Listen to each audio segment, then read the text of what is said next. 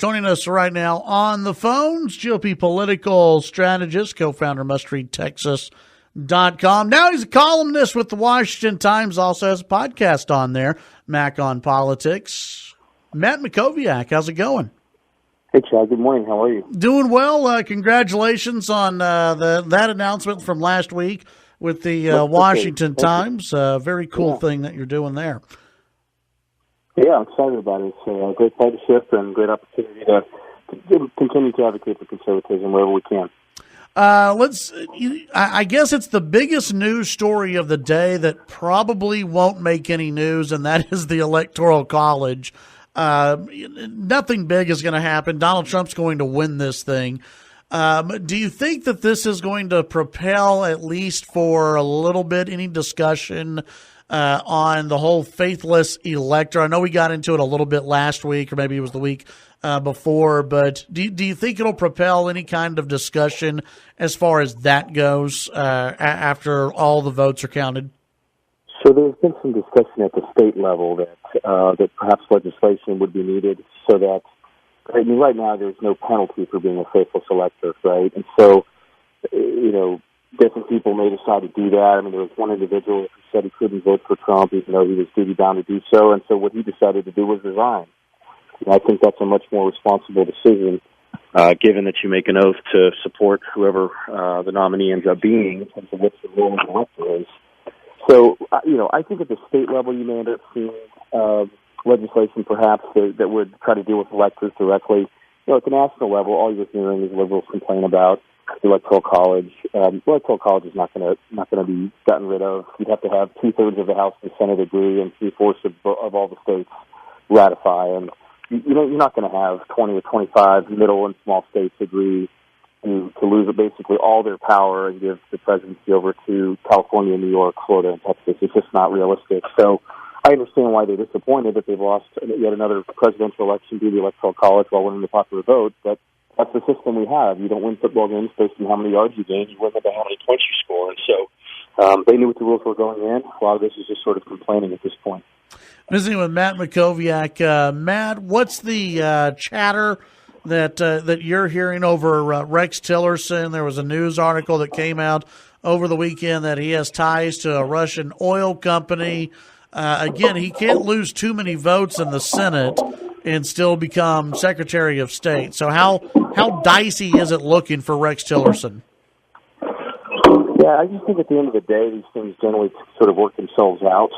Based on what we've seen from McCain, Lindsey Graham, and Marco Rubio, it sounds like there's some real concern there about Tillerson's relationship with Putin and with Russia. And so, given that the Democrats are pretty likely to be unified in opposition, it's hard to see, how do you get to 50 votes plus the vice president if you only have 52 Republicans, and right now three Republicans appear to be at least voicing some serious objections. So there's definitely some potential there. It's going to depend, I think, to a great extent on how Tillerson does in his private meetings with members of the committee, and then later on, of course, how he does in his confirmation hearings. So he's really going to have to perform well and answer tough questions under oath, and do so in a way that provides not just clarity but also confidence to the senators that are going to be making the ultimate vote that decides whether he's confirmed or not.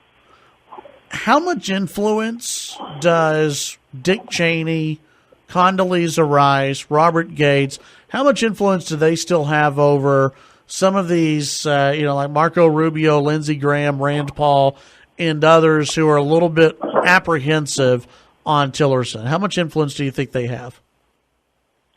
Well, what's interesting about Tillerson is the reporting is that Gates is the one that specifically recommended Tillerson become Secretary of State, and that his suggestion was supported by Condi Rice. And so, the idea that Tillerson is sort of an unknown quantity, I think, is true in some ways, but it's not true in all ways. As the CEO of one of the largest companies in the world, with basically more employees than the State Department, he's obviously going to have very high-level contacts with government officials. And so, to me, the fact that Gates and Condi Rice both, specifically recommended Tillerson to the Trump administration, I think says a lot about his ability, says a lot about his reputation, says a lot about what they think he can do in that job. And that gives me a lot of confidence.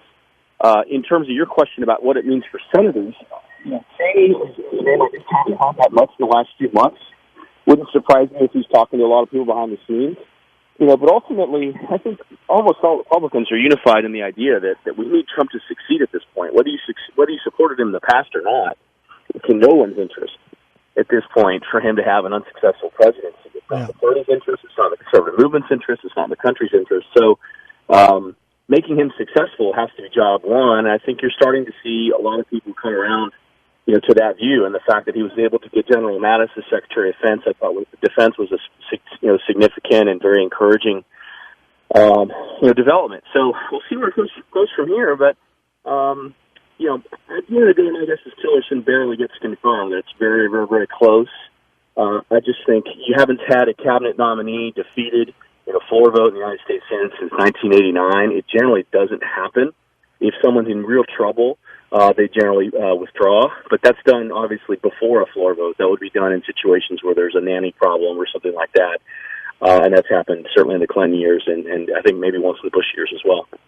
What roles do you think Senator Cornyn and Senator Cruz will play within a Trump administration? How big will they be? That's a good question. They obviously have different roles, right? And honestly, from my standpoint, I think the state of Texas has been reasonably well served by both of them because they both do different things. Cruz has been much more of a national player, much more of a leader of the national conservative movement. Someone who's taken a real interest in particular issues. Judiciary.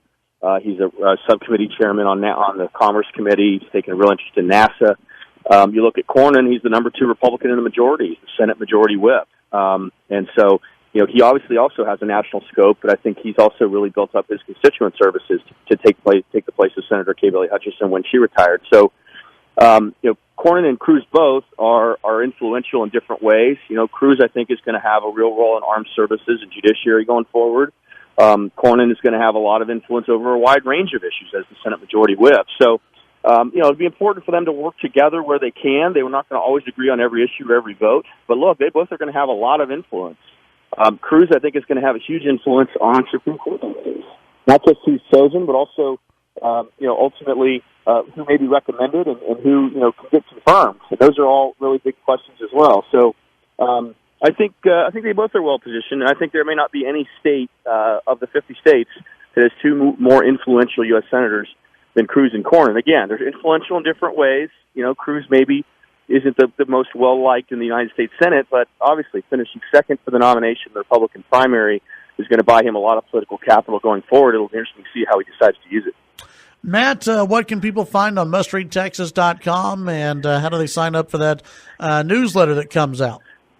Yeah, absolutely. Beginning to update it as we speak this morning. Obviously, we take the top news, opinion, and blog items from around the state and put it in one place, and we synthesize it down into a morning email.